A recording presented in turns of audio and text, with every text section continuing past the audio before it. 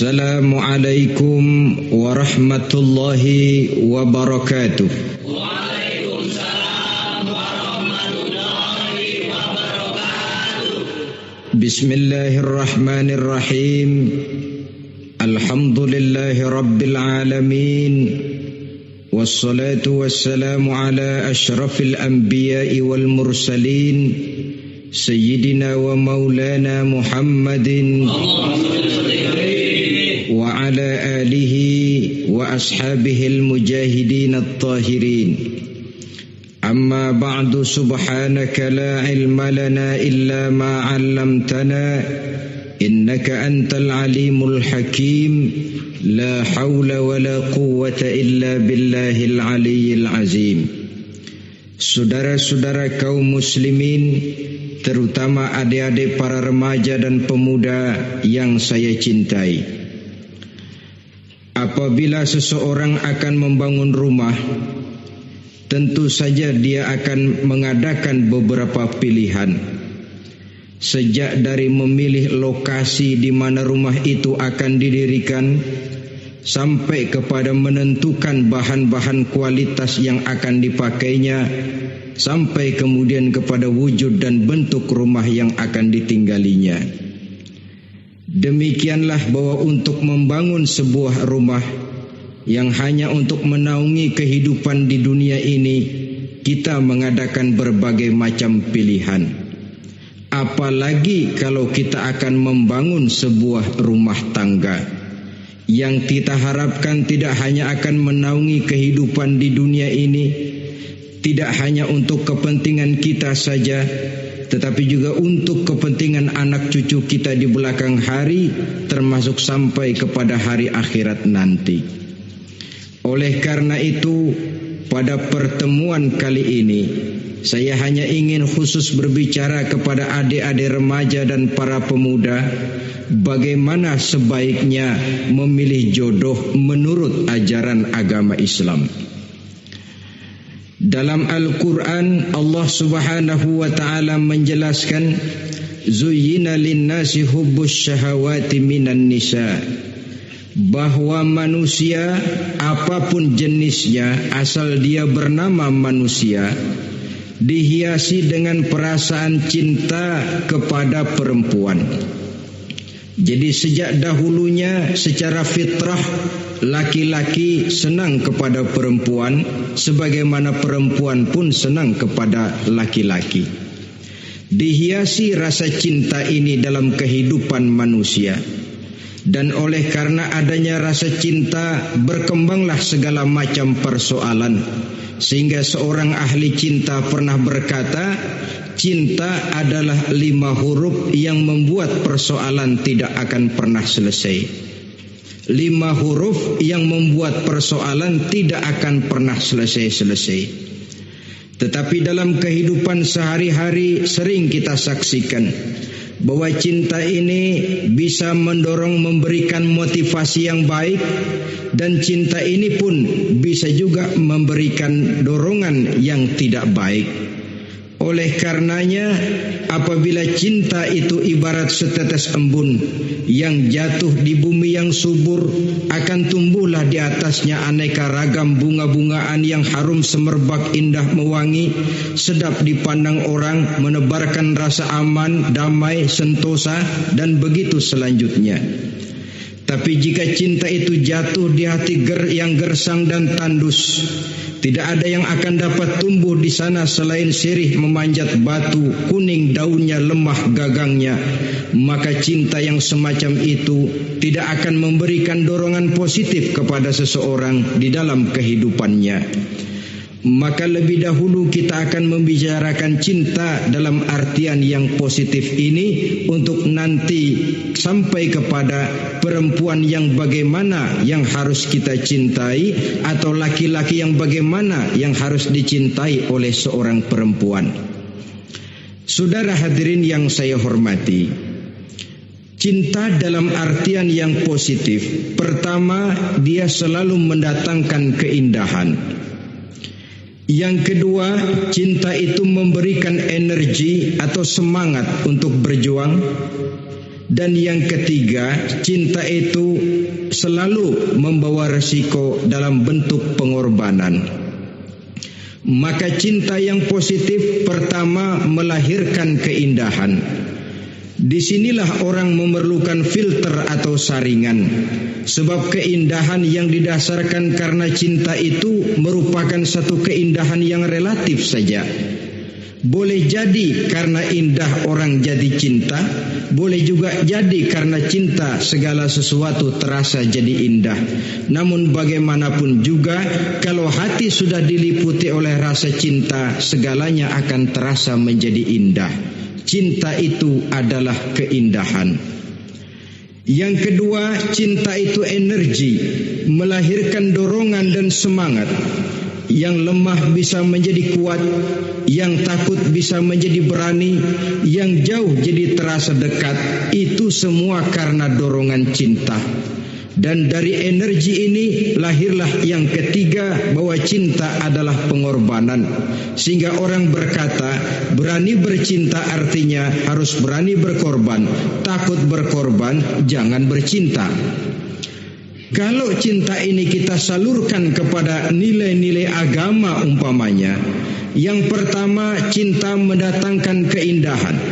Kita cinta kepada agama, maka apapun yang diperintahkan oleh agama akan terasa menjadi indah. Solat akan terasa menjadi indah, puasa terasa menjadi indah, zakat terasa menjadi indah, jihad pun akan terasa menjadi indah. Persis kalau kita cinta kepada seorang gadis. Jika kita cinta kepada seorang gadis, apanya saja akan kelihatan menjadi indah. Jalannya terasa indah, lenggang-lenggoknya terasa indah, suaranya merdu padahal cemprengnya bukan main. Seluruhnya akan mendatangkan keindahan karena dasarnya sudah cinta. Cinta membawa kepada keindahan. Yang kedua, cinta itu melahirkan energi. Orang yang cinta kepada agama akan lahir tenaga dan semangatnya melaksanakan ibadah, melaksanakan puasa, melaksanakan zakat, melaksanakan solat, melaksanakan haji, bahkan melaksanakan jihad sekalipun. Cinta selamanya menimbulkan energi dan semangat. Sama saja dengan kita apabila jatuh cinta kepada seorang gadis, walaupun rumahnya jauh, katanya, gunung pun akan kudaki, lautan pun kuseberangi. Untuk apa itu? Untuk menemui apa yang kita cintai. Cinta selamanya melahirkan energi. Capek tidak terasa, lelah tidak terasa, semuanya tertutup oleh keindahan yang bernama cinta. Lalu yang ketiga, cinta membawa pengorbanan. Apabila kita cinta kepada agama, maka pengorbanan terhadap apapun yang diminta oleh agama, baik itu pengorbanan waktu, tenaga, pikiran, harta, bahkan pengorbanan nyawa sekalipun, kita tidak akan berat melaksanakannya karena cinta kita kepada agama yang kita anut ini. Demikian juga cinta kita kepada seorang perempuan akan membuat kita rela berkorban. Apapun yang dia minta, jangankan kita tidak mampu, jangankan kita mampu, kita tidak mampu sekalipun, kita masih berusaha untuk mampu guna memenuhi tuntutan si buah hati belahan jantung. Kadang-kadang malam minggu si doi ngajak nonton, umpamanya duit tidak ada, gajian belum, kerja enggak. Timbullah inisiatif, entah sepatu kita jual ke tukang loa, entah celana mampir dulu ke tempat lain. Yang penting kita berkorban untuk memenuhi permintaan si buah hati belahan jantung. Ketika itu pengorbanan sudah tidak kita rasakan lagi. Bahkan pengorbanan yang paling pedih sekalipun, dalam gurau, dalam bercanda misalnya, dicubit kita oleh kekasih kita, pedih bukan main, terkelupas kulit, mengalir darah, bukan nangis, nyengir. malah kadang-kadang minta tambah dicubit lagi. Itulah romantikanya cinta, sanggup membuat orang berkorban, melahirkan energi dan semangat, menambah keindahan dalam kehidupan, sepanjang dia dalam artian yang positif. Kalau demikian masalahnya, di dunia yang penuh dengan perbenturan nilai sekarang ini, orang sering salah jalan bagaimana memilih jodoh untuk membangun rumah tangga yang bahagia. Jangan lupa bahwa membangun rumah tangga ini bukan hanya untuk 1-2 bulan, bukan hanya untuk 1-2 tahun, bahkan bukan cuma untuk kehidupan dunia, lebih daripada itu pun untuk menunjang kebahagiaan di akhirat. Oleh karenanya, memilih jodoh bukan satu hal yang mudah, bukan satu hal yang bisa dilaksanakan sambil lalu, tetapi memerlukan penelitian, memerlukan pengamatan yang mendalam. Apa petunjuk agama tentang itu? Dengan kata lain, bagaimana seharusnya seseorang memilih jodoh dalam kehidupannya? Ini tentu saja sumbangan moral buat adik-adik remaja dan para pemuda yang lagi kebingungan memilih jodoh, atau barangkali buat bapak-bapak yang kepengen nambah lagi.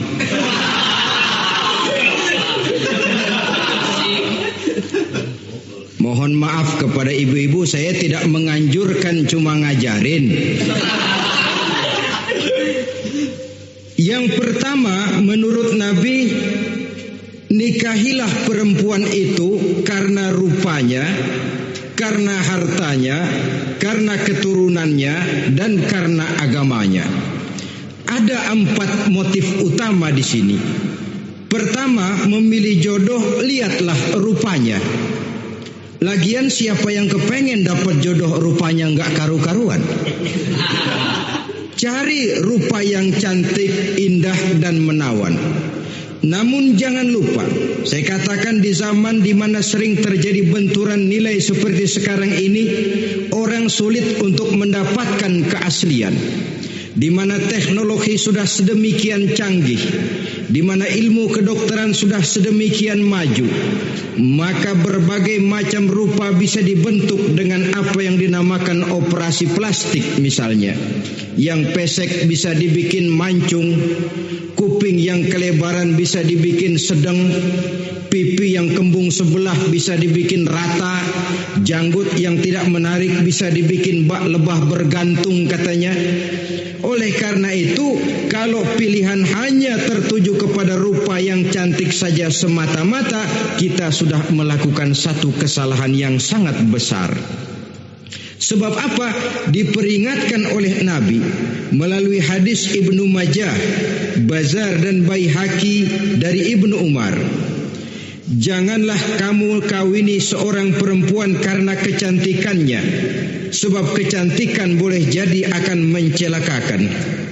Jangan juga kamu kawini perempuan karena hartanya, sebab kekayaan biasanya akan mendatangkan kesombongan. Tetapi kawinilah karena agama dan akhlaknya, karena itulah yang akan membawa kepada kebahagiaan.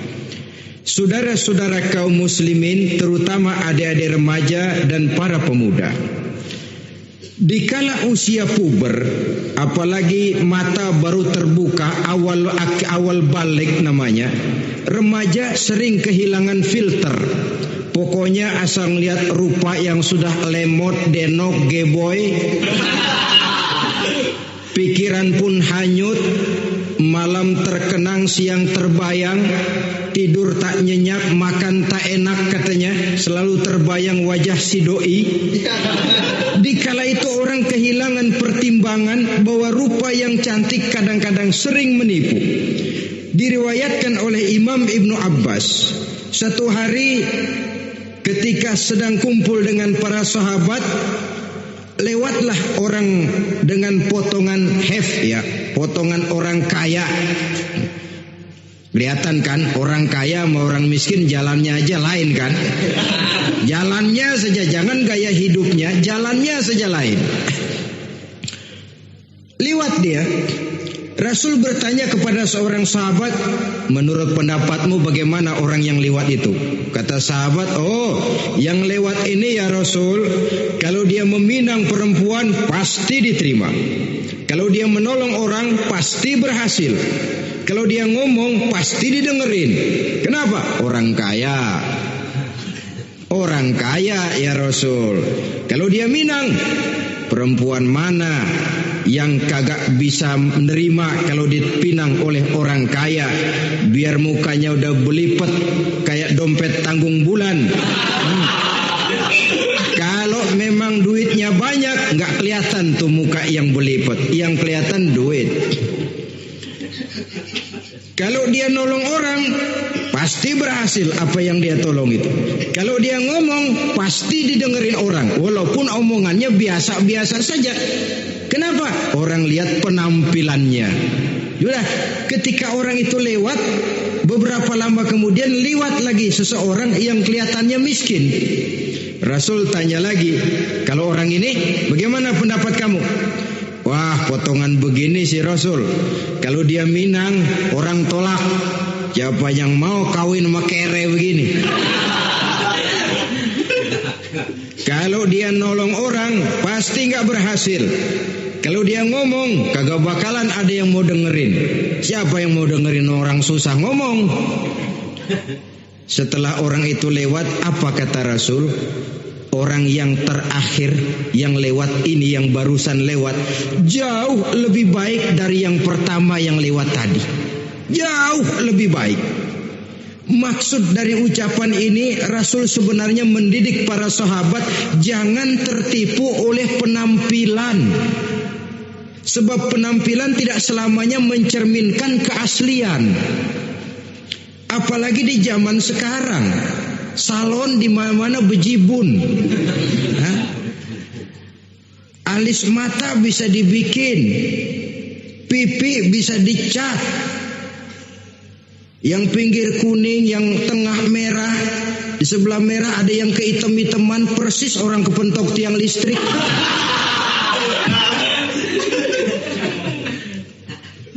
Kecantikan yang artifisial, kecantikan yang bukan alami. Karena itu silakan saja cari yang cantik, tapi jangan terpaku sampai di situ. Sebab kecantikan di samping dia mudah berubah oleh pergeseran masa dan pertukaran waktu, ternyata penampilan tidak selamanya mencerminkan keaslian. Lain hari seorang sahabat pernah mengadu, "Ya Rasul, ada apa? Inna imraati la turaddu yadul lamis."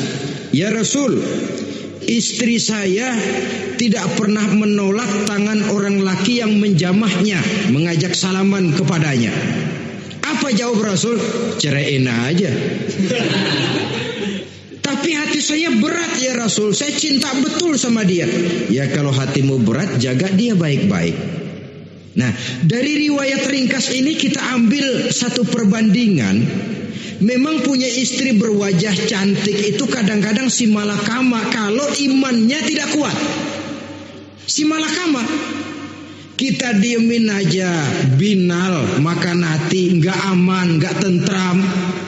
Jangan-jangan saya berangkat ke kantor, dia ngompreng. Buah si malakama seperti orang tadi, ya Rasul. Istri saya kelihatannya sebenarnya tidak negatif maksudnya ini, cuma bersalaman tapi terlalu ngobrol. La turaddu yadul lamis, tidak pernah menolak orang yang ngajak salaman. Ya sekedar salaman. Tapi kan awalnya dari salaman. Kalau sudah salaman kan strum bisa ngederdet dari tangan situ. Kata Rasul sederhana saja, ya kalau memang begitu ceraiin. Saya nggak kuat Rasul, saya cinta betul sama dia. Kalau kau tak kuat berpisah dengan dia, jagalah dia baik-baik. Ajar, didik, tanamkan rasa keagamaan di dalam hatinya. Saudara-saudara kaum muslimin, jadi rupa yang cantik tanpa didasari oleh nilai-nilai agama akan membuat seorang suami di rumah tangganya seperti si malakama. Seperti berhadapan dengan buah si malakama kalau tidak diiringi dengan nilai-nilai moral yang luhur dan bekal agama. agama yang tangguh. Akan pergi jauh dari rumah rasanya tidak aman, sedangkan di rumah saja siapa yang akan mencari nafkah. Dan begitu selanjutnya. Orang tadi jelas berhadapan dengan buah si malakama. Didiamkan, makan hati. Sebab maaf, kalau seorang suami sudah tidak punya rasa cemburu terhadap istrinya, itu kan yang disebut dayus. Dan dayus itu jangankan masuk surga, bau surga saja dia tidak dapat. Tapi cemburu dalam artian bukan cemburu buta, cemburu dalam artian yang wajar. Dia cemburu, akan dikerasi takut kalau istrinya minta cerai, sedangkan dia cintanya sudah kadung medok bener. Si malakama jadinya. Nah, ini juga satu riwayat yang memberikan gambaran kepada kita pilihan. Silakan cari rupa yang cantik saja, cari yang cantik. Tapi kalau itu dijadikan motif utama tanpa dasar-dasar agama, saya khawatir nanti rumah tangga kita akan berhadapan dengan buah si malakama. Jadi adik-adik remaja, usaha, ikhtiar, cari yang cantik, yang kira-kira nggak bosenin, supaya kita betah tinggal di rumah, supaya kita merasa ada tempat berbagi rasa, ada tempat kita bernaung. Sebab kalau nyari bini sebini-bininya mah, ya jodoh di tangan Tuhan, kagak usah nyari juga ntar datang diri umpamanya. Iya, kalau yang datang peot. Orang harus berusaha walaupun pada akhirnya jodoh itu memang ditentukan Allah. Kan 3 hal yang kita tidak bisa menentukan itu katanya. Maut, rezeki, jodoh. Itu yang masuk mysterious problem. Problem yang misterius. Maut, misterius. Kapan kita mati kita sendiri tidak tahu. Tahun depan, 50 tahun lagi, 100 tahun lagi, tidak pernah seorang pun diberitahu. Tapi yang pasti dia bakal datang. Kapan dan di mananya kita tidak tahu. Bisa di rumah, bisa di masjid, ya alhamdulillah. Bisa di majelis taklim, syukur. Bisa di medan perang membela agama, bagus. Pasti dia akan datang. Maut, mysterious problem, sesuatu yang kita tidak tahu kapan datangnya. Rezeki gitu juga, sehingga orang sering bilang rezeki katanya kayak bayangan. Kita ubur-ubur dia lari, kita diam dia mah diam. Setengah mati kita ubur-ubur. Emang ukuran segitu aja. Begitu kita nggak ngapa-ngapain, datang yang bawain rezeki. Namanya rezeki itu mysterious problem.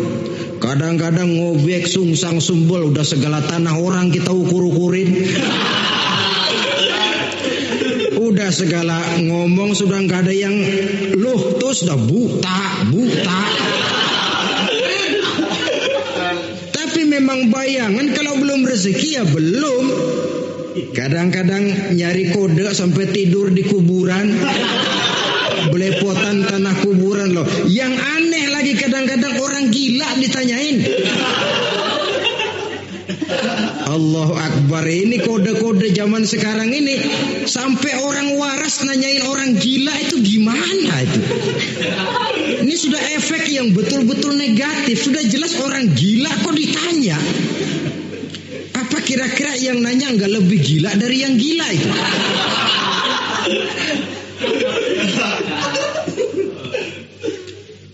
Saudara-saudara kaum muslimin, terutama adik-adik remaja dan para pemuda, jadi silakan saja cari rupa yang cantik, karena dia akan jadi tautan hati, buah hati belahan jantung, tempat kita berbagi rasa, tempat kita pulang dan tinggal di rumah tangga kita.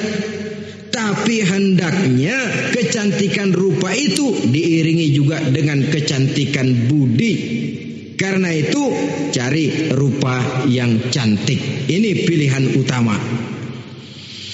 Yang kedua, kata Nabi, harta, cari yang kaya. Tetapi jangan lupa, jangan dijadikan pilihan utama, karena kekayaan sering mendatangkan kesombongan.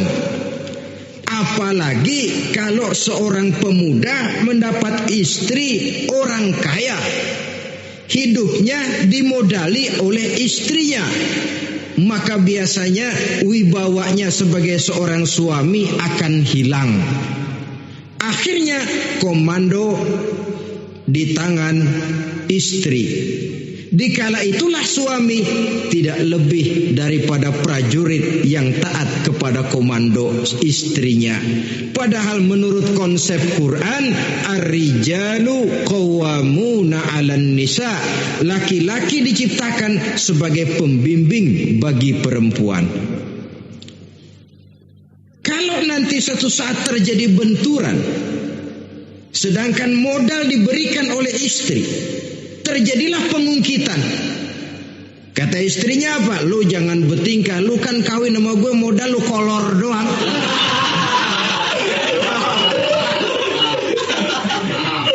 Kalau sekarang bertingkah, silakan keluar rumah.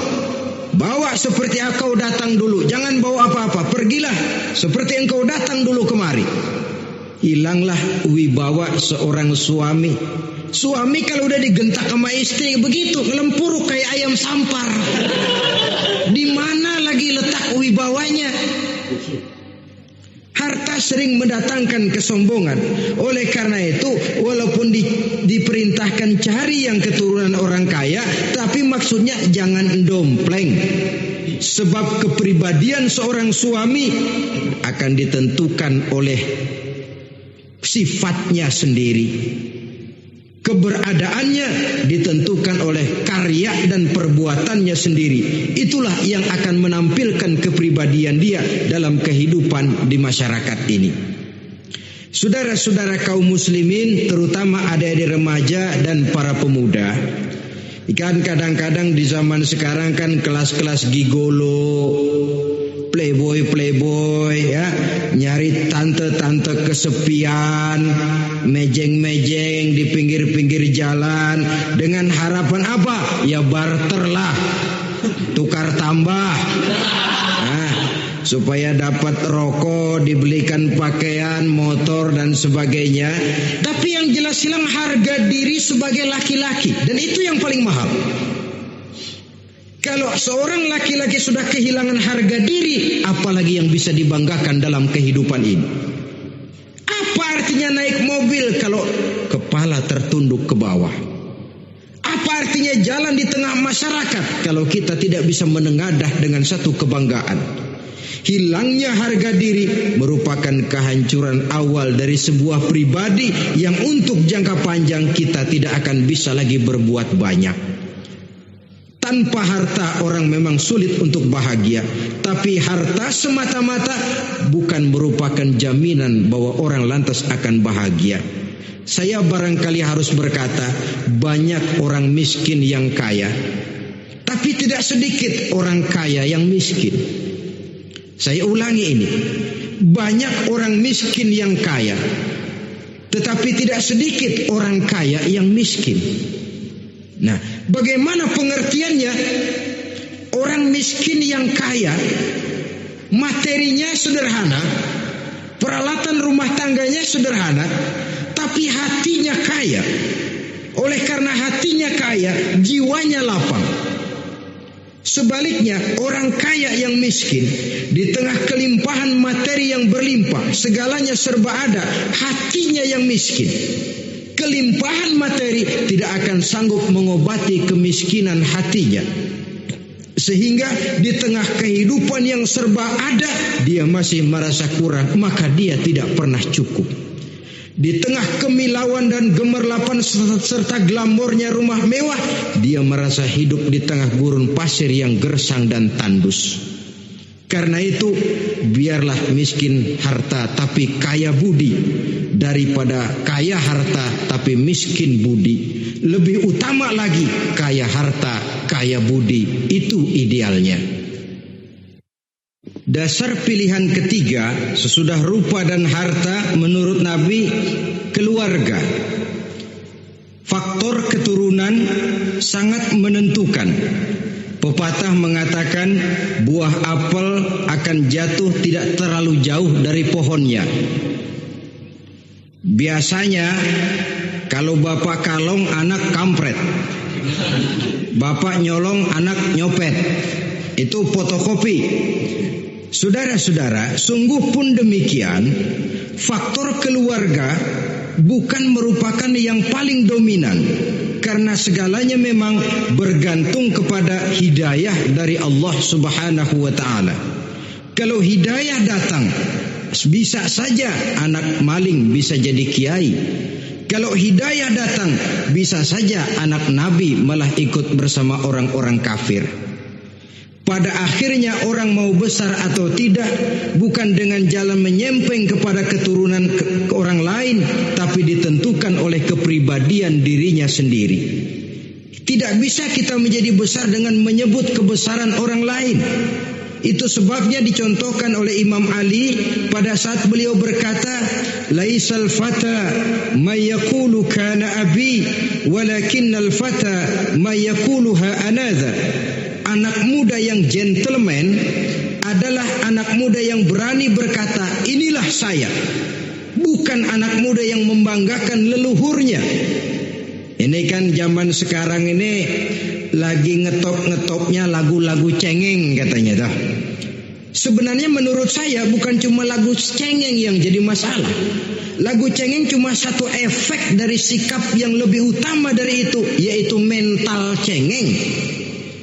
Kalau mental sudah cengeng, apapun yang kita lakukan akan jadi cengeng. Tidak cuma lagu, kebudayaan yang lahir akan kebudayaan cengeng.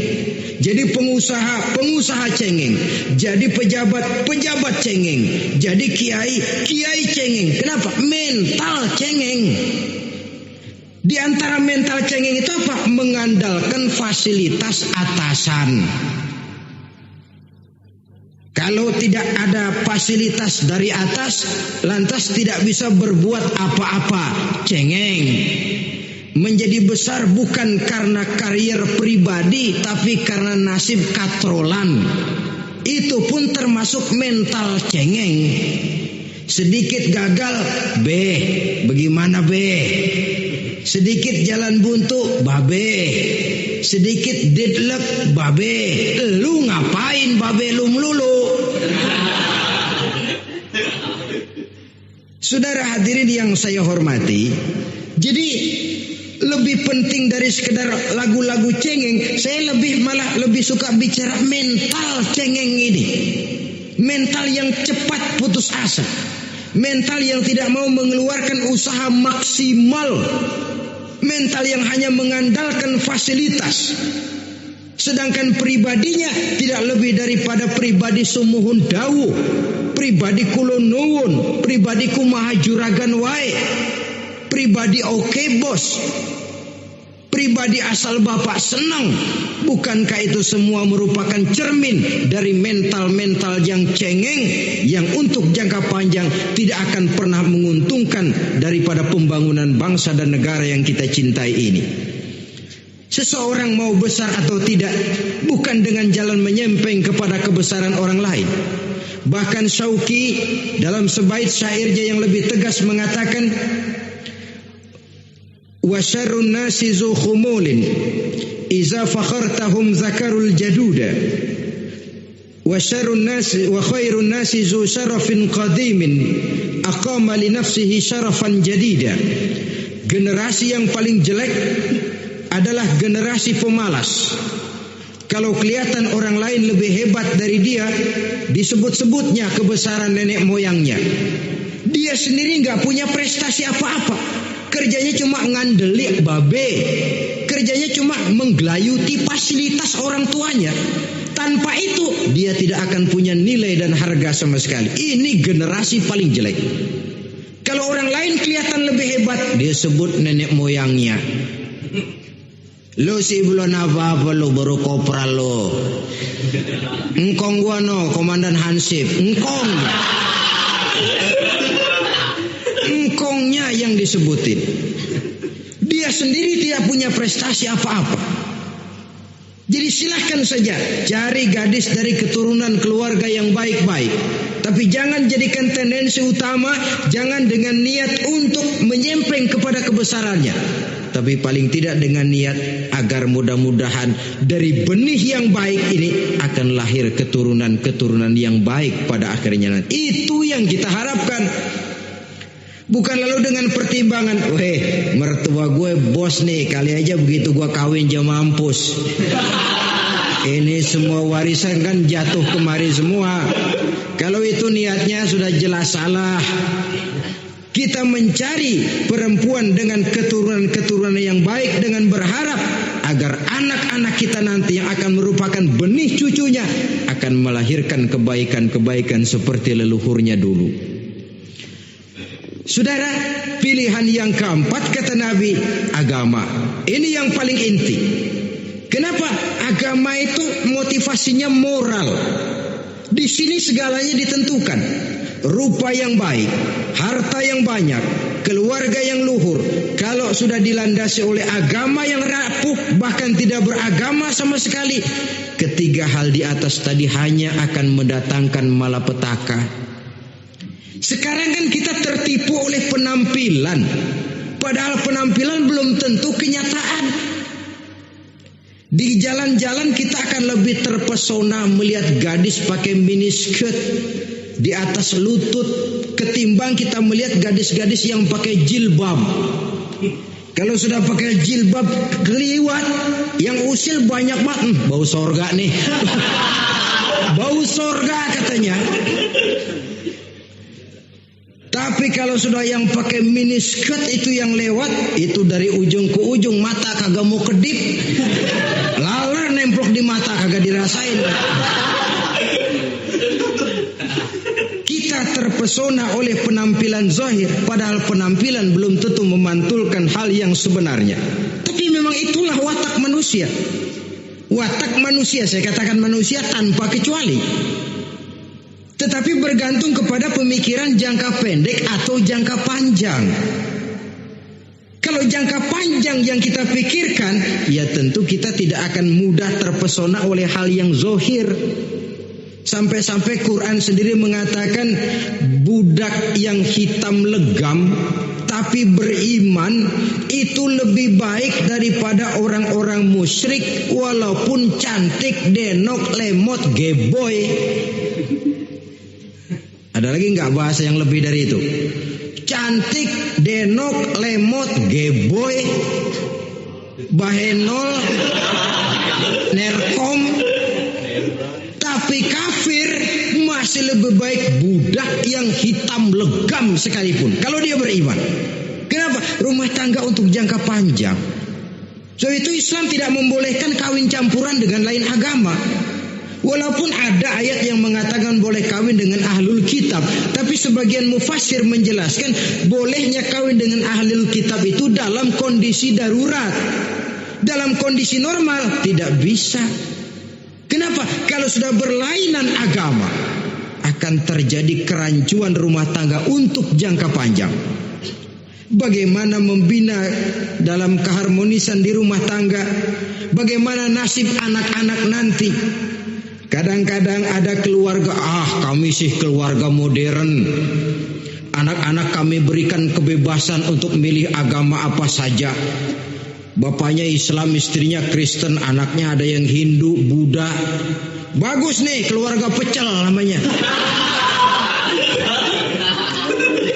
Bagaimana keluarga modern bisa seperti itu?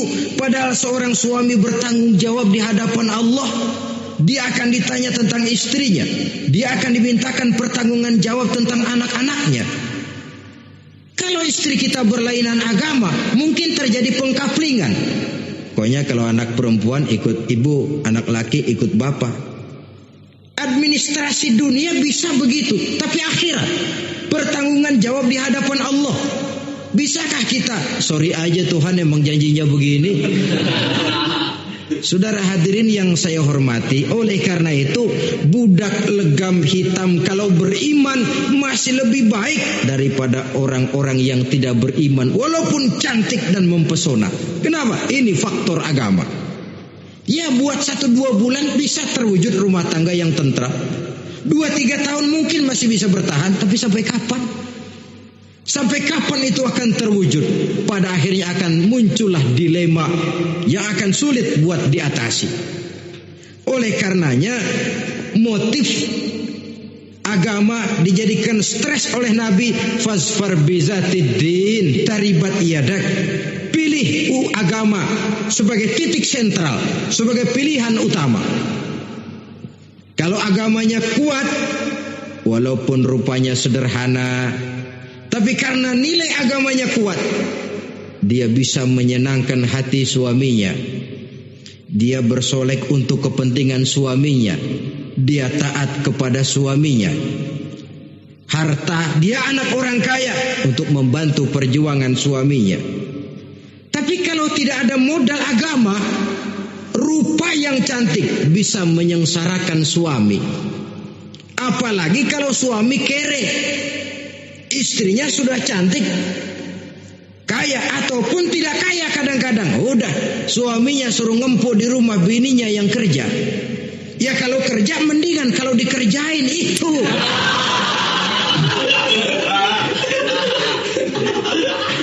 Itu yang repot. Saudara hadirin yang saya hormati, dan ini bukan 1-2 kasus. Alangkah malangnya kalau sudah terkena hal seperti itu. Akhirnya seperti pengaduan sahabat kepada Rasul tadi. Mau diceraiin, cinta saya udah medok benar Rasul. Enggak diceraiin, hati saya ngebet, pegel. Si malakama akhirnya.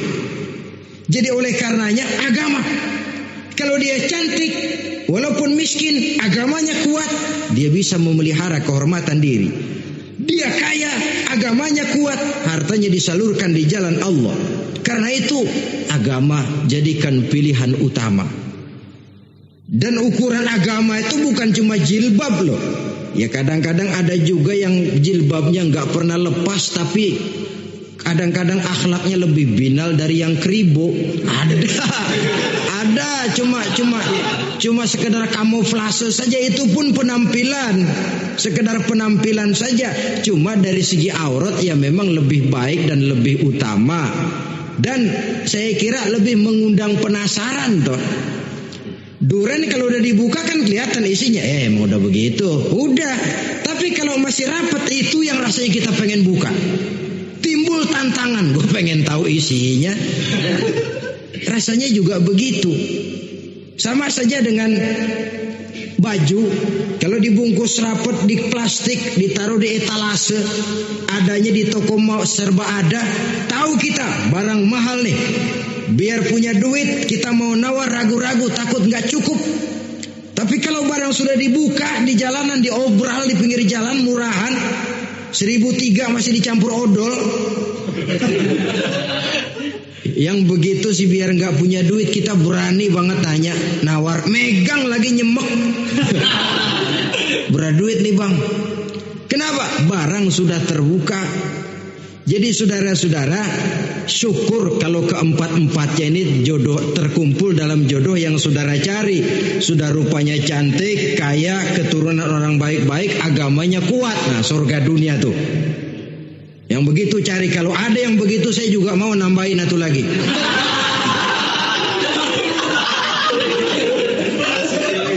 Tapi yang kumpul keempat-empatnya ini terus terang saja langka. Makhluk langka ini. Kadang-kadang cantik, kaya, keluarganya hebat, agamanya nol, akhlaknya kayak setan. Tapi yang paling celaka kalau empat-empatnya kagak ada. Rupanya jelek, melarat, bapaknya biang maling, kagak beragama lagi. Apanya yang mau dipilih? Mampus saja mendingan. Sudah nggak ada pilihan sama sekali tuh. Sudah nggak ada pilihan sama sekali. Saudara hadirin yang saya hormati, terutama adik-adik remaja. Nah, lalu apa motivasi agama dalam pembinaan ini apa? Agama ini kan memberikan contoh bahwa perempuan yang baik itu yang kita ingin jadikan dia sebagai ideal dalam pencarian jodoh, tandanya 3. Iza ra'aitaha sarratka, kata Nabi. Kalau dipandang dia bisa menggembirakan kamu. Kan ini yang penting buat seorang suami. Kalau saudara nanti jadi suami, punya istri yang jadi partner setia mendampingi suaminya. Kalau dilihat nggak bosenin. Kenapa? Dia berdandan untuk nyenangin hati suaminya. Nggak bosenin. Kan kadang-kadang ada bini kalau kita pulang demok aja fotonya.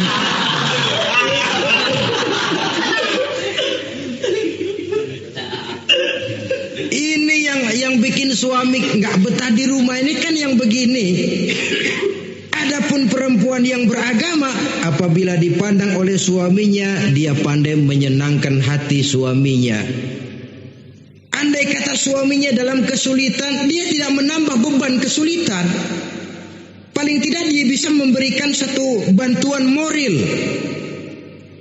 Bantuan moral untuk mengurangi beban kesulitan daripada suaminya. Suami pulang dagang rugi, kata istrinya, romantika bang. Sekali-sekali lah, masa selamanya dagang mau untung. Besok siapa tahu untung lebih besar. Kan meringankan tuh. Kadang-kadang enggak, suami pulang dagang dari pasar panas rugi, sampai rumah bini pidato pletar-pletor. Lu dagang rugi emang lu laki goblok.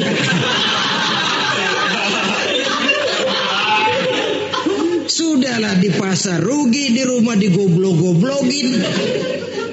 Ini nanti kena penyakit broken home yang begini ini.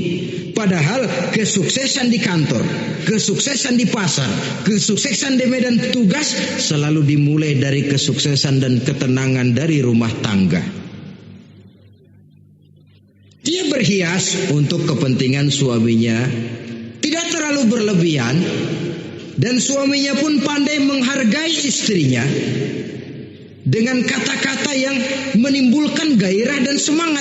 Melihat istrinya bersorak, kamu makin cantik saja. Jangan juga kadang-kadang suami ketus. Ngelihat dasu pulang kantor, lihat suaminya, istrinya dandan rapi. Tumben lu mau bekasin apa? Mau bekasin katanya. Artinya apa ini? Pandai mengembirakan, bisa tenggang rasa, bisa berbagi rasa. Sehingga suami merasa ada tempat dia bertukar pikiran, ada tempat dia membicarakan persoalan. Dialog dalam kehidupan berumah tangga itu sangat diperlukan. Iza ra'aitaha sarratka, kalau dipandang dia sanggup mengembirakan kamu. Dikasih uang 500 senyum, 5.000 pun ketawa, menggembirakan. Dia bisa taruh kata hatinya kesel, tapi mulutnya senyum. Nah ini yang sulit ini, senyum tapi kesel, kesel tapi senyum. Kadang-kadang istri itu kan kalau sudah kesel, suami pulang nggak bisa dia menyembunyikan kekesalannya. Dari jauh suami sudah lihat ini yang nyambut, ini bemo ini. Udah monyong serem.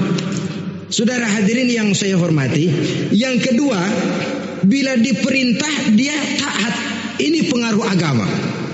Sehingga Nabi mengatakan, "Lau amartu li ahadin ayyasjuda ila ghairiha, la amartul mar'ata litasjuda ila zawjiha likibari haqqihi 'alaiha." Andai kata saja boleh aku memerintahkan manusia untuk sujud kepada sesama manusia, pastilah aku perintahkan perempuan untuk sujud kepada suaminya. Kenapa? Karena besar hak suaminya kepada dirinya. Untung sujud kepada manusia tidak boleh. Andai kata boleh, perempuan disuruh sujud sama suaminya. Ini tidak perlu sampai sujud, cium tangan saja minta ridho suami. Kadang-kadang perempuan sekarang berat. Paling banter setahun sekali lebaran doang. Laki pulang sembahyang tubruk, cium tangan minta ridho, nangis segala macam. 3 hari habis lebaran beras habis, monyong aja lagi.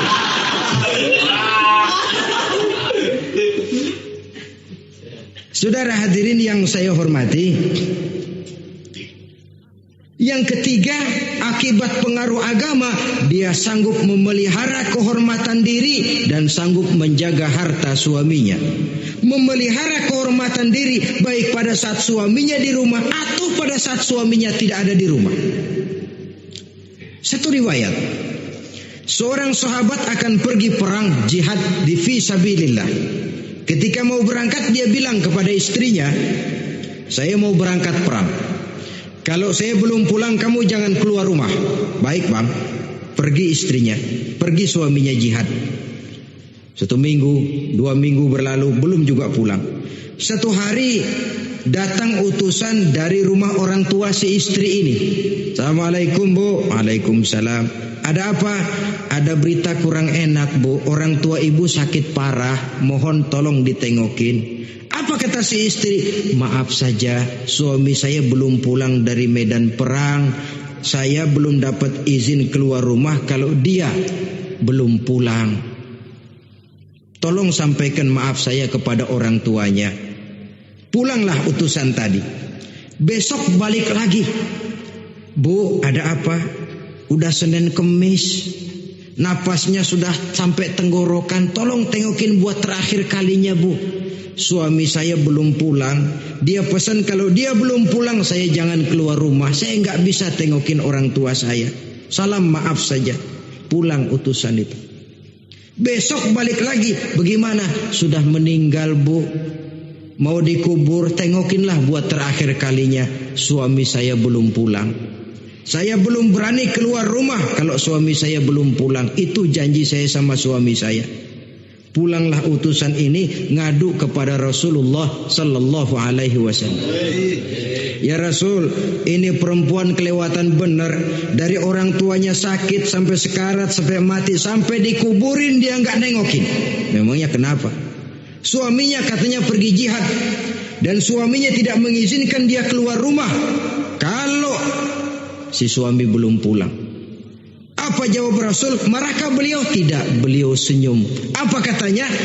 Dosa orang tua yang meninggal ini telah diampuni oleh Allah karena dia punya anak perempuan yang begitu taat kepada suaminya. Allahu Akbar. Dosa orang tua yang sudah meninggal itu diampuni oleh Allah karena dia punya anak perempuan yang begitu taat kepada suaminya. Ketaatannya kepada suaminya menyebabkan dosa orang tuanya diampuni oleh Allah Subhanahu wa ta'ala. Suami pergi jihad, orang tua sakit keras, tidak berani dia keluar rumah. Itu tandanya bisa menjaga kehormatan diri. Kalaupun satu saat suaminya manggil, bu tolong ambilin uang di dompet. Dompetnya dibawa, bang ambil saja sendirilah, nanti salah ambil lagi saya. Kadang-kadang enggak, suaminya pergi mandi, dompet berantakan. Saudara hadirin yang saya hormati, ini motivasi agama. Jadi kecantikan zahir yang diimbangi dengan kecantikan batin oleh karena pengaruh agama tadi. Kalau sudah kemari, orang tidak perlu mikir-mikir operasi plastik, bikin yang pesek jadi mancung supaya orang tertarik, bikin belakang yang kurus jadi menarik. Tidak. Orang tidak perlu lagi pakai susuk-susukan, dipasang di bibir supaya kalau senyum orang gempor, supaya kalau ngomong orang percaya, dipakai di kuping supaya macam-macam. Tidak perlu lagi pakai jompa-jampe, pelet-peletan supaya kalau diludahin orang ngikut. Enggak perlu lagi. Kenapa? Cinta itu nature, sesuatu yang alamiah, yang tidak bisa dipaksakan. Dia kudrati, karunia dari Allah. Tidak bisa cinta dipaksakan. Kalaupun bisa, dengan ilmu pelet, oh saudara bisa membuat orang jatuh cinta, ya 2-3 hari, 4-50 hari. Kesananya apa yang akan terjadi? Kelanggengan tidak akan pernah terwujudkan. Kenapa? Keterpaksaan yang akan timbul. Dalam kondisi semacam itu, rumah tangga tidak akan mengalami ketenangan dan ketentraman. Jadi biarkan cinta berjalan secara alamiah, karena dia memang alamiah. Saudara-saudara, nah sekarang kalau sudah ketemu nih, Yang 4 tadi, rupa cantik, keturunan boleh, kaya lumayan, agama kuat. Apa yang harus kita cari? Apa yang harus kita lakukan? Apa pakai pepatah anak sekarang? Aku lihat, aku pikat, aku dapat, aku sikat, aku minggat. Bangsat.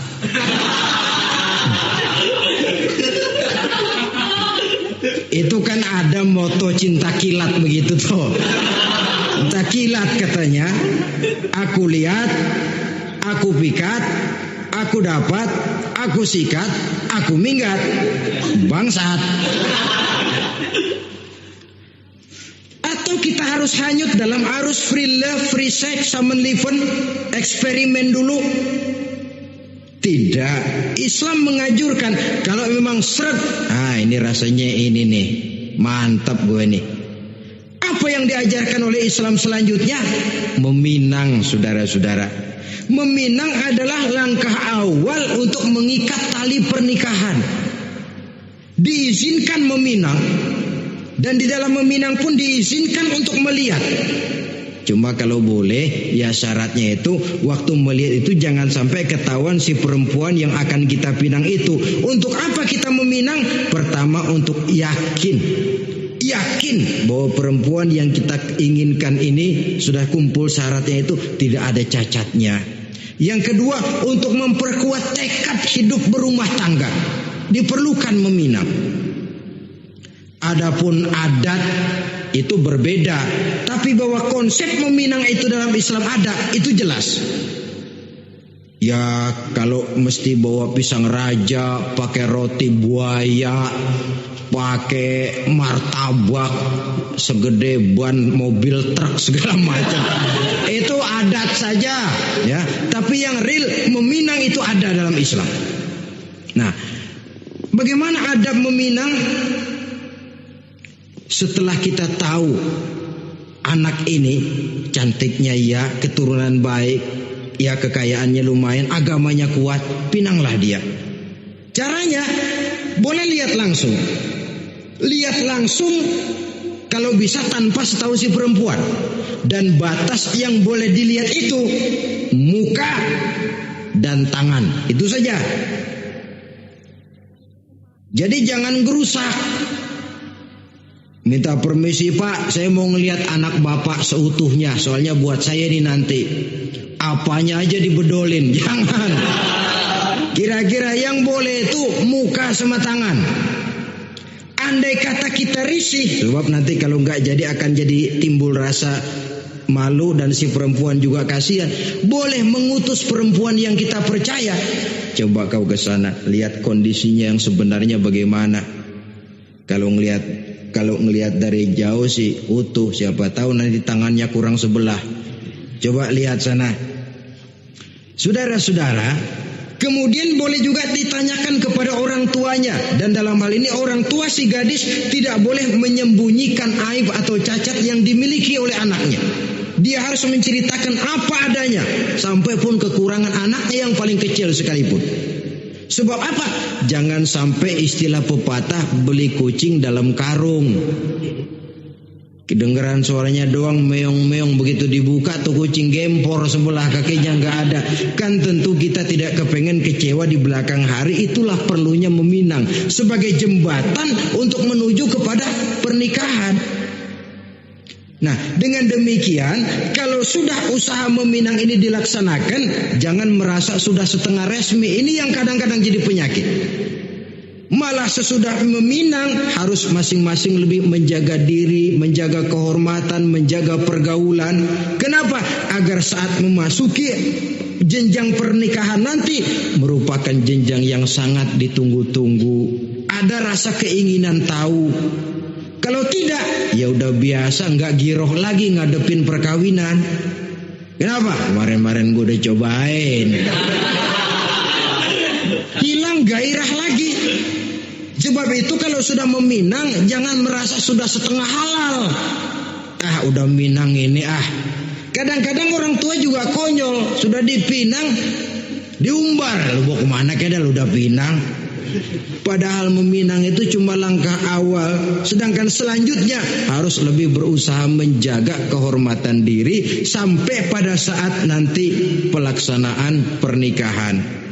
Nah, saudara-saudara, terutama adik-adik remaja dan para pemuda, walaupun agak sekilas memang karena terbatasnya waktu pada pertemuan ini, mudah-mudahan bisa memberikan gambaran yang sepintas tentang bagaimana sebaiknya kita memilih jodoh di dalam membina rumah tangga yang bahagia. Semoga ada manfaatnya. Terima kasih atas segala perhatian. Mohon maaf atas segala kekurangan. Usikum wa nafsi bitaqwallah. Wassalamualaikum warahmatullahi wabarakatuh.